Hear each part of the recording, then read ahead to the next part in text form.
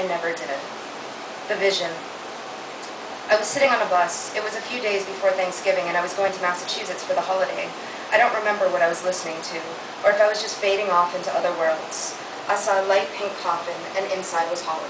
That's fucked up, I thought, and tried to shake the feeling from my bones. Thanksgiving 2001. The telephone rang, and I was sitting on the heater in my parents' house talking to my boyfriend on the phone when the call beeped. Hold on, I have another call. I clicked over. Kat, it's your aunt. I don't know how to tell you this, but Holly died today. It was a heroin overdose. I bit my lip. Okay. I looked at my mom, who was reading on the couch. Mom, it's Aunt Liz. Holly's dead. No, she said in disbelief. Hold on. I clicked back over to Michael. I have to go. My cousin Holly died. Oh, God, I'm so sorry. I hung up the phone and gave it to my mom, who talked to my aunt. I walked up the stairs to wake up my father. Dad? He answered half asleep. Dad, Holly's dead. He sat up. Oh no. I'm so sorry, Kat. It's okay, I said with no emotion and walked into my sister's room. Britt, Holly died. I didn't give her time to answer. I simply walked back downstairs and prepared myself to make phone calls. I called my cousin Rachel. She was at a party. She screamed as I told her. I heard the phone drop. A moment later, her husband picked up. Who is this? He demanded. Dan, it's me. Holly died. I'm sorry. Well, everyone's sorry. I walked back downstairs and zoned out in front of the television. I felt nothing. Empty. My mom gave me a hug. I'm so sorry for Holly, but I'm sorry for you too. It's okay. I didn't cry once. My dad came down the stairs and sat on the couch. I had a feeling this was going to happen, he said. We watched the television in silence. I was glad he was there. In all my time of need, my parents have always been there physically, emotionally, and spiritually. At the time of her death, Holly was 24 years old, bipolar, with a heroin addiction and a 1-year-old son. We all knew her addiction, and yet we couldn't do anything about it. You can't help those who don't want it. Over the course of the last few years of her life, Holly and I saw each other as time permitted. We always made a point to see each other at least once a year. When she got pregnant, I was one of the first to know, and I kept it a secret until she felt it was time to break the news. These were the thoughts that passed through my head as I dressed for her wake. My mind was empty, my body numb. We walked to the funeral home in silence. When we finally got there, I walked inside and went directly to the coffin, brushing off all those who wanted to give their condolences. There she was. She didn't look real.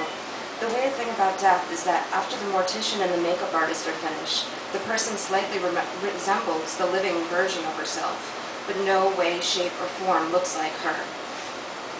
I touched her hair. It had grown since the last time I saw her. It was back to its natural color. Her hair was soft, but her skin leathery. I wanted to pick her up and carry her out of there. Because of the autopsy, her chest was barreled. She was wearing a fuchsia shirt and black skirt. I ran my fingers across her face and leaned in to kiss her lips. I wanted to take one last picture of her. It's those kinds of moments that make you understand why people used to take photographs of their dead children. I started to cry for the first time since she had died.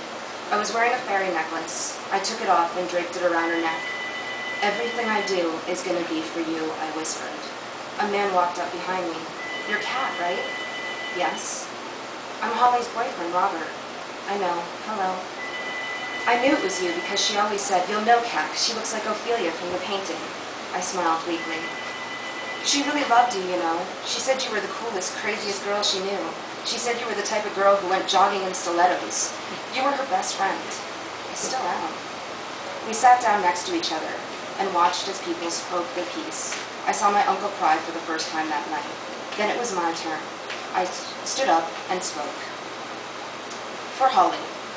Once upon a time, there was 2 girls, and when they got together, they were Thelma and Louise. They took crazy road trips, danced in cars, and believed in fairies.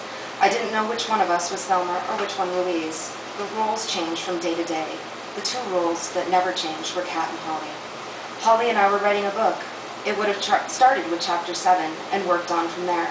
We taped our conversations, took road trips with no destinations, and talked endlessly about our goals. She told me once that no matter how much time went by and how long we didn't talk, and even if we were separated forever, it wouldn't matter because we'd always be together. We'd always have gargoyles and fairies, and most importantly, we'd have each other. And that's what I loved about Holly. She was spontaneous and carefree. I wished to be that way myself. We had so many adventures together. We once took one of those trips with no destination. We ended up in Pennsylvania. Holly and I started over on that trip. We were actually on a mission to get infinity tattoos. I don't know if she ever got hers, but I've got mine, and I dedicate it to you, Holly. It's always been our symbol. I sat down and sobbed. How can something have such a hold on someone? Holly left me with years of memories. I was angry. She was cheated out of life. I wanted to kill whoever had gotten her into it. I couldn't. He was already dead. Heroin has never been glamorous. This was not romantic. It didn't release the pain. I was angry at heroin for taking her away, for taking Brian away. It hurt me, and I hated it. I went home at night and sat in the corner of a darkened room. I started to shake, and I knew she was lost. I felt it. A part of me went with her. I spent the night staring at shadows in the wall, feeling nothing. That morning was the funeral. There was a light pink casket, just like the one I saw in my vision. I felt responsible. I cried and held on to Holly's brother. Relatives and friends placed holly berries and wreaths on top of the casket. I grabbed a hold of a few and put them in my purse. As everyone started to leave, I kissed the coffin and told her I loved her. Part of me wanted to open up and crawl right in. I wished the ground would swallow me, just so I could be with her. I went back to New York empty.